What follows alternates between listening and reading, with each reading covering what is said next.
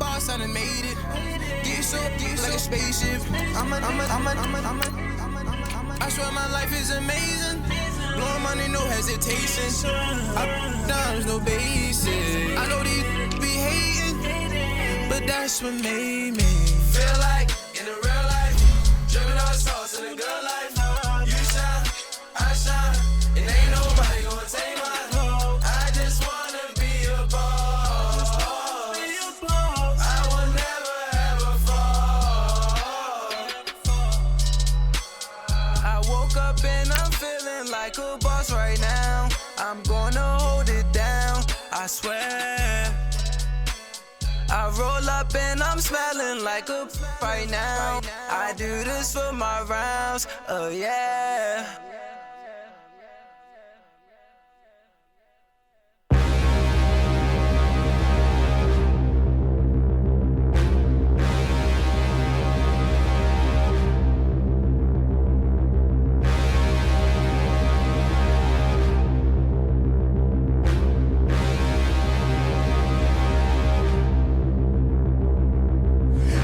Look in the mirror, how could you face that? Hey everybody, it's the coach and all right, Coach. EA Sports coverage of the NFL brings us to the steel capital of the world, Pittsburgh, PA, at Heinz Field. Straight ahead, we've got a good one on tap here between the Tampa Bay Buccaneers and the Pittsburgh Steelers.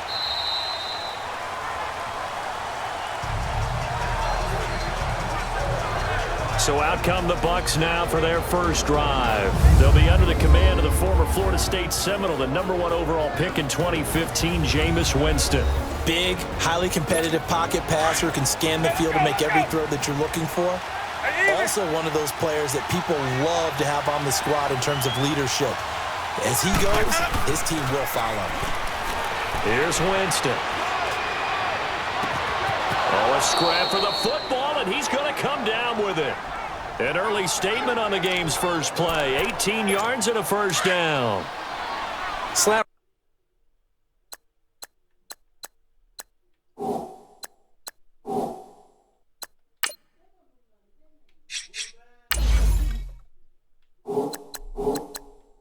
Route's effective no matter who's running the route and catching the ball.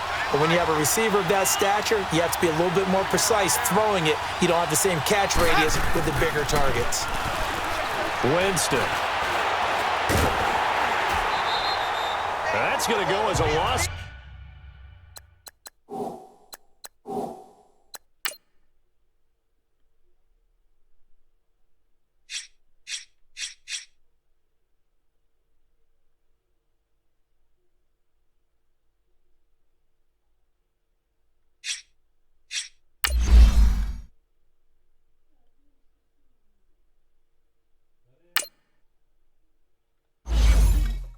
And 6, and it'll set him back for second down.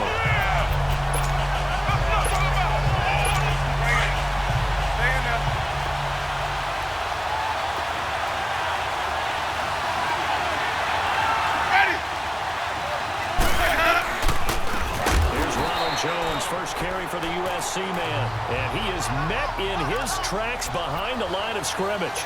Call that a loss of 5 yards on the play. And they're going to face an uphill battle here on 3rd and long. From the gun, Winston. This one complete to Charles Sims. That one goes for 24 yards. Press coverage on the outside, and for defenders, that's the ultimate risk-reward. If you take the risk, can you reward yourself by keeping them on the line of scrimmage? But no, not on that one. Got to step on them. Now it's just a matter of laying the ball out there for him to go get it. They go play action here on first down. Bud Dupree coming hard on the blitz. He dumps him for a loss of 8. Man, he got in there so quickly, Charles. What could the offense have done to adjust and account for that? But what you're hoping is that you figure out and you see and get a clue that maybe there's going to be some pressure coming at you, and you change the blocking schemes. Maybe you go to max protection. The biggest one is maybe you bring your running back in to try and keep you clean. But in that case, that didn't happen. Zero accountability, and a sack resulted. An incomplete pass on that last play, and that means they'll need to come up with something here on 3rd down. Working out of the gun, Winston. And the pressure gets there, and Winston goes down. Javon Hargrave in there to drop him for a 4-yard loss, and it'll be 4th down. It always helps for a visiting team to come in and set the tone on defense. In fact, when we talked with them prior to the game, they said they wanted this home crowd to feel like they had to hide their valuables when they were in town. Well, the home crowd quiet now early. See if their offense can take over and get some points on the board. Big Ben and the Steelers with a 1st and 10 at their own 20-yard line. From the shotgun, it's Roethlisberger. That'll be taken in there by James Washington. And now past another. It'll be a gain of 17 and a Pittsburgh 1st. Just the first quarter, but tackling going to be so important going forward. They've got to limit plays like that. And that's something when you see it happen early in the game and they don't get him on the ground, you can always tell that they were concerned about it going in. Because I can just tell you from my days, I remember being in college and worrying all off-season about our season-open opponent, and they had a receiver that could shake and bake with the best of them. I tackled him on the first pass of the game, and the relief was incredible. Ended up having a pretty decent ball game. But if I'd missed him, it would have been a different story. Long night. And let's take a look at the Steeler offense. To play running back in today's NFL, you need to be versatile, and that really defines Le'Veon Bell, because if you hand it to him, he won't turn it down. 321 carries in 2017.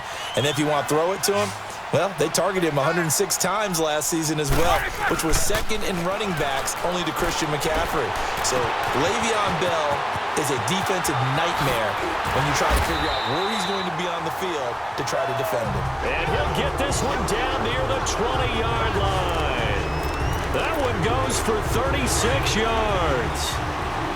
There will always be a place for methodically marching the ball downfield, but when you can pick it up in big chunks and strike like that, have explosive plays, that's often the difference in winning and losing. Those types of plays that can knock a defense off balance, that'll drive a team towards a victory. Almost able to intercept it. That's one he would have liked to have held on to on this first drive. Instead, 2nd down. The starting 11 defensively for Tampa Bay. Brendan Hargraves is drafted out of Florida to be a starting corner by Tampa Bay, and they believe not in just his physical abilities, but also his confidence. And that proved to be true in his rookie year. Didn't give up much space to some of the elite wide receivers in the NFL, made plenty of plays on the football downfield, and showed the ability to recover if ever beaten on a route. Left, left, left! Now the first carry for Le'Veon Bell. And the reinforcements come in as they're going to stop him behind the line. That'll go as a loss of 5. And they're going to be staring at a 3rd and long here. I know the scouting report on him is that he doesn't possess the eye discipline to be an elite linebacker. What that means is his ability to read, react, and make a play. But on that one, he looked like one of those guys. Now, meanwhile, a pass that should have been intercepted, but it winds up falling incomplete. The Bucs defense stiffens and pushes this to 4th down. Not only was the call spot on, how about the execution of that defense right there? Oh, look at this. A flip to the kicker. He's going to try to run for it. They're not going to get it. They try to move the chains with a surprise, but it's a turnover on downs. They pass up the 3, fake it. It doesn't work. I actually like the fake, all right? They gave it a shot. This is one of those plays where you really think you're going to fool people because he shoveled it off to the kicker, and he was going to try and get it running. We have seen it be successful before, but definitely not on this play. Yeah, I was going to say, as the kicker, when you see that it's probably not going to work, just terror and panic in your eyes, I would imagine. What we really needed there was the close-up of his face in, while he was running. But they face a 2nd and long to start things out.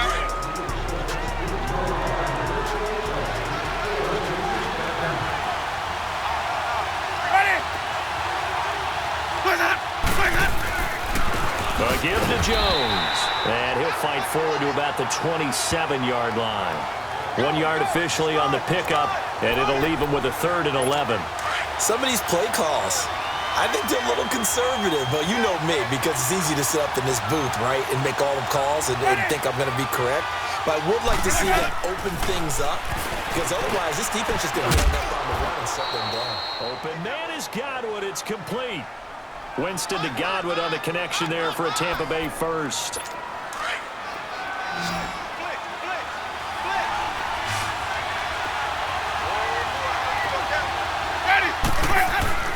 Now a play fake here on first down. And he can't quite bring it in. Might have heard footsteps there across the middle. Second down. He'll definitely say that that's one he should have held on to. But when you're playing in elements like this, sometimes those bullet passes, those ones with a little bit of pace on them, they can be difficult to hold on to. On second down, Winston again. And the Steeler pressure too much here. He's going to go down. Now, we talk about players blitzing all the time. I often laugh and sometimes call it just straight-ahead pursuit. What a running start right back to the backfield for him. Yeah, it really didn't give anybody a chance to get up there and stop him. No, I mean, that's really, really difficult. You're asking a whole lot anyway, but when he gets that kind of a start and comes through clean, oftentimes the advantage definitely goes to the defensive player. Didn't have a receiver open downfield, as it turned out. Couldn't even find his outlet man because of the coverage. It was way too tight, unable to find anyone open. 12 yards on the return that time. And the Steelers will go on offense here, 1st and 10. And Pittsburgh getting set to take the field. Big Ben and the Steelers with a 1st and 10 at their own 27.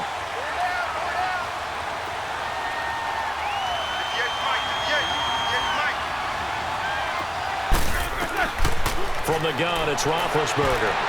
And his throw here's incomplete. Brent Grimes, the former Pro Bowler, there on the coverage. Nice play there to force the incompletion. And to me, one thing's for sure. When you're the underdogs and you're playing on the road, you absolutely have to get takeaways. You've got to get the ball from them. Yeah, win that turnover battle, going to be key. They didn't get one there, but you get the feeling they keep making plays like that, they might just get a few. Yeah, once you get one, defensive teams think they come in bunches. On second down, it's Bell. And fights through one man. And a nice spin into some open field. Le'Veon Bell, kiss him goodbye. And into the end zone. Touchdown, Pittsburgh. Le'Veon Bell, 73 yards. And the Steelers get the quick strike touchdown. And with his speed, if he just finds the slightest crease, he can take it the distance like he did there. How about the leverage up front? Offensive line out-leveraging the defensive front to create that space, that crease that he was looking for. Oh, look at this. A flip to the kicker. He's going to try to run for it. And he is not going to make it. They stop him up short, and this will remain a 6-0 ball game. I thought the days of the fake extra point were numbered once they moved these kicks back to the 15. Apparently, I was mistaken. Yeah, I was wondering who was ever going to try to do this. In fact, I quit wondering. I didn't think it would ever happen. Taking a fake from the 15-yard line to try and pick up an extra point, I didn't think anyone would ever call this. And a look now at the game so far for Jameis Winston. And maybe he's starting to wave the white flag a little bit. He's playing pretty well, but the pressure, it's got to him. Has to find a way. A second quarter onside kick there that failed. Is that something that maybe they had dialed up before this game started? It feels like it, doesn't it? That they thought they had the right situation, you know, and the right approach in going after it. Also may signal that they feel like they have the superior team, that they can try these sorts of things, and it won't come back and hurt them later. Airing this one out for Evans. And he bats it away, and it falls down incomplete. Mike Evans, the one he was looking for. And it's second down. Earlier in the quarter when the defense was keying on the run, you said offensively they need to open things up, take some shots downfield. Didn't work there, but they did. Yeah, I'm not going to change my tune now. I still think it's the right play because when you take those shots downfield, you open the eyes of the defense to what you could do to them, and that may open some things up for you offensively. Partner, you mind if I take off this headset and put on a coaching headset? You want to get this running game going? I want to get this running game going. I'm going down there and saying, gentlemen, we have got to run the football. We've got to get it going right now. Yeah, to this point in the second quarter, and Winston lost the football. And it's picked up by the Steelers. And he'll get this back to the 32-yard line. Playing in snow brings so many other factors into the game. It's not just trying to take care of the ball, and we just saw there that that's difficult to do, but just trying to keep your feet and carry out your assignments and make sure you're comfortable while you're out there playing. Are you warm enough in your clothing? A million things going on, but the biggest one, hold on to the ball. And inside the 20 before he's brought down. That one good for 14 yards and a Steeler first. Well, clearly one of his advantages as a passer is his height. Sit back in the pocket, fired over the middle. That makes things tougher defensively, doesn't it? It really does, because your goal is to move the quarterback off his initial spot when he gets his drop back completed. But when you have that type of height, he can stay in there if he's willing to take the hits and just fire over the top, which saves him time and actually completes a play a little bit quicker than it normally does for a quarterback who has to slide and find open space to throw.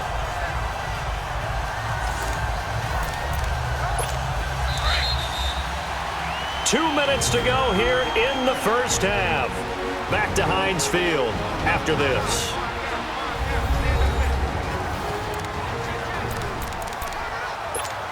Let's go. A reminder, coming up at halftime, while the two of us head for warmer areas of the press box, we'll be sending you to Orlando, where Jonathan Coachman will have highlights and analysis of this first half. Now it's Roethlisberger, and that is incomplete here. And that's one he's got to be happy to have back. There wasn't a hole open in the zone. You'd have to think on early downs like that first down there, need to be a little bit more careful. Yeah, fortunately for him, got a couple more downs to play with. Second and goal, the lone man in the backfield, Le'Veon Bell. Brown, the lone receiver left. Here's Roethlisberger. And caught in the end zone. Touchdown, Steelers. Vance McDonald from 3 yards out, and the Steelers find a way to stretch their lead. A post to the tight end for 6. Gosh, those guys are so tough to cover, aren't they? Just in general, tight ends running those patterns near the goal line. Because you have to decide how you want to treat them. Are they a wide receiver? Are they a big extra blocker on the field? Or are they a hybrid and caught in between? So are you going to use a linebacker? Are you going to use a safety? Are you going to even move a corner in if you're going to play nickel or dime defense? They usually win those matchups because they have an answer for all three of those positions. And he takes off with it. It's a fake. He will push his way down to about the 14. Okay, they went for the fake off of the extra point attempt. It's a long way to go, and they didn't get there. Didn't get it completed successfully. Did someone dare them to do that? Did someone double dog dare him I was to do going to that? ask you, maybe they saw something on film. Did you see something on film when it was to try something from the 15 on a PAT? I don't know. The only thing they needed to see on film there was a snap, a hold, and someone kicking the ball through the post. Mike Evans and the rest of the offensive unit heading back out there now.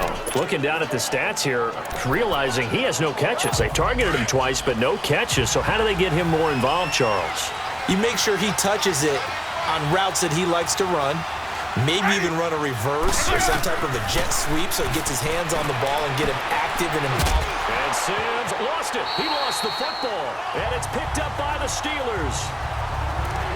Often on fumbles, you look at the guy who coughed it up and say, geez, what did he do? But, hey, let's tip the cap to the defense here. Not a problem at all, my man. I'm not even going to tip it. I'm going to doff my cap to him. Congratulations. Big-time play. Knocking it free and creating something good for your team. That's caught by the big tight end, O.J. Howard. And he gets this one just shy of the 40. They'll mark him down at the 39. He's got his first catch here before halftime, and it goes for a first down. Throw right side, caught by O.J. Howard. And he'll get up near the 45. They'll spot it at the 44. 5 yards on the catch there, brings up second down. Second down, Winston. And this one's incomplete. The intended receiver that time, Adam Humphries. And it's 3rd and 5. I know coaches tell us all the time that having a powerful arm isn't the #1 thing they look for in a quarterback. But when you're trying to throw inside routes and you need to put some heat on it, it helps have the big gun. In this case, just a little bit too much. He's got Evans. And he's got the first down yardage as he takes it down to the 49. A familiar ring to that one. Winston to Evans for the Buccaneer first. Jameis now on first down. And he rifles one incomplete. Charles Sims, the intended target. And that'll bring up second down. It's been my observation there's been a nice variety of play calling defensively. You and I often talk about an offense's ability to keep a defense off balance with what they're doing. I think the converse has been true in this game. Yeah, I think you're right. They seem to have gone off tendency quite a bit, but only the second quarter. A lot of time to change things. Jameis to throw it. Now they go screen. It's complete. And now maybe they want some extra time to talk about this third and long play as we'll get a timeout. As they get the stoppage with just under 50 seconds remaining in half number one. Third and long for Winston. Catch made right side by Wilson. They get only 4 that time as that leads us to a fourth down. Never make the mistake that the slot receivers, especially the little guys like we're watching here, are just quicker than fast. A lot of them combine quickness and speed, and they catch a lot of footballs as we just saw there. And now out come the Steelers. And we'll see how this is played. Offensively, they've got the lead. Not a whole lot of time left. What do you think, Charles? Well, it's tempting to try and add to your lead, but a mistake there, that can change things in a big way. I say go ahead, take the knee, get on out for the half. They'll start out on the ground with Bell. Oh, he's got a little daylight. Bell so light on his feet. And he's brought down after a good gain. That's good for 21 yards and a first down. We've seen him break off a big run already in this game, and for a second, that one looked like it might be another. Yeah, I think that any defense would say, look, we can't let him get to the second level because sometimes he'll break off the big run on his own, but oftentimes you get additional blocking at the second level, which gets you deeper into the secondary. On 1st and 10, it's Roethlisberger. And down he goes, a Buccaneers sack.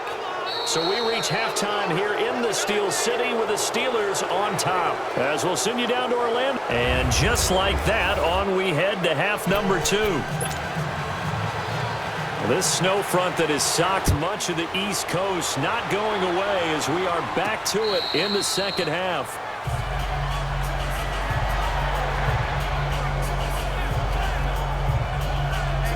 The Steeler offense now with a